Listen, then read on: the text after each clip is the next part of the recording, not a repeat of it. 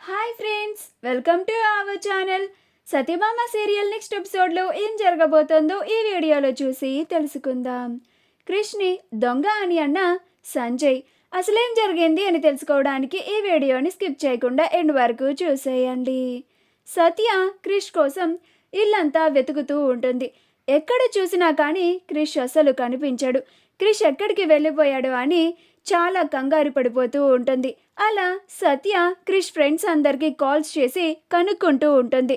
అందరూ కూడా క్రిష్ మా దగ్గరకు రాలేదు అనే చెప్తారు. అప్పుడు సత్య క్రిష్ ఎక్కడికి వెళ్ళుంటాడు అని తల పట్టుకొని చాలా బాధపడుతూ ఆలోచిస్తూ ఉంటుంది. అప్పుడు సత్యకి ఒక ఉపాయం వస్తుంది. క్రిష్ ఎప్పటి నుంచో వాళ్ళ బాబు కోసమే బాధపడుతున్నాడు కదా, కొంపదీసి ఆ ఇంటికేమన్నా వెళ్ళాడా ఏంటి అని అనుకుంటుంది. అలా మహదేవయ్య వాళ్ళ ఇంటికి బయలుదేరుతుంది. క్రిష్ మహదేవయ్యని చూడడానికి మహదేవయ్య వాళ్ళ ఇంటికి వస్తాడు. అలా దొంగచాటుగా ఇంట్లోకి ప్రవేశించి మహదేవయ్య వాళ్ళ బెడ్రూమ్ వైపుకి వెళ్తాడు. అలా మహదేవయ్య వాళ్ళ బెడ్రూమ్ డోర్ని ఓపెన్ చేసి మహదేవయ్యని భైరవిని చూసి సంతోషపడుతూ ఉంటారు. అలా క్రిష్ మహదేవయ్యని చూసి, బాపు, ఎందుకని బాపు నా పైన గంతగణం కోపం నీకు? నిజం చెప్పు, నీకు నా మీద ప్రేమ లేదా అని అనుకుంటూ ఉంటాడు. నువ్వు నా మీద ప్రేమ లేనట్టుగా నటిస్తున్నావు కదా బాపు. నాకు తెలుసు బాపు, నీకు నటించడం అస్సలు రాదు. నాకు నీ కళ్ళల్లోని ప్రేమ అర్థమైపోతుంది బాపు అని అనుకుంటూ ఉంటాడు.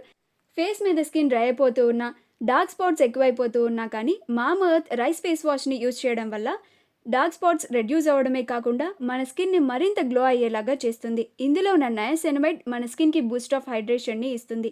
ఈ ప్రోడక్ట్ని మీరు వెంటనే ఆర్డర్ చేసుకోవాలనుకుంటే డిస్క్రిప్షన్లో ఉన్న లింక్ని యూజ్ చేసి కానీ లేదా వీడియో మీద స్క్రోల్ అవుతున్న షాపింగ్ ఐకాన్ని క్లిక్ చేసి కానీ ఆర్డర్ చేసుకోవచ్చు. ఈ లింక్ని యూజ్ చేసి మీరు ఆర్డర్ చేసుకుంటే అప్ టు 25% వరకు మీకు డిస్కౌంట్ వస్తుంది. ఈలోగా సంజయ్ అటువైపుగా వస్తూ ఉండగా క్రిష్ కనిపించడం వల్ల, రే క్రిష్, నిన్ను ఈ ఇంట్లో నుంచి గెంటేస్తే నీ పీడ విరగడైపోతుంది అని అనుకున్నాను. నేను భ్రమపడ్డానురా. నువ్వు ఈ ఇంట్లో నుంచి వెళ్ళిపోయినా కానీ మీ బాబు కోసం ఇలా దొంగచాటుగా వస్తావా? ఇప్పుడు చూడు, నిన్ను దొంగని చేస్తాను అని కావాలని దొంగ దొంగ దొంగ దొంగ అని పెద్ద పెద్దగా అరుస్తూ ఉంటాడు. అప్పుడు క్రిష్ ఆ మాటలకి, ఆ అరుపులకి కంగారు పడిపోయి వెంటనే కర్చీఫ్ కట్టుకొని బయటికి పరిగెడుతూ ఉంటారు. అప్పుడు సంజయ్, రే దొంగచ్చాడు పట్టుకొండ్రా అని అంటాడు. అప్పుడు మహదేవయ్య మనుషులు క్రిష్ని పట్టుకుంటారు. అలా ఆ మనుషులు క్రిష్ ఫేస్కి ఉన్న కర్చీఫ్ని లాగేస్తారు. అప్పుడు చూస్తే క్రిష్ ఉంటాడు.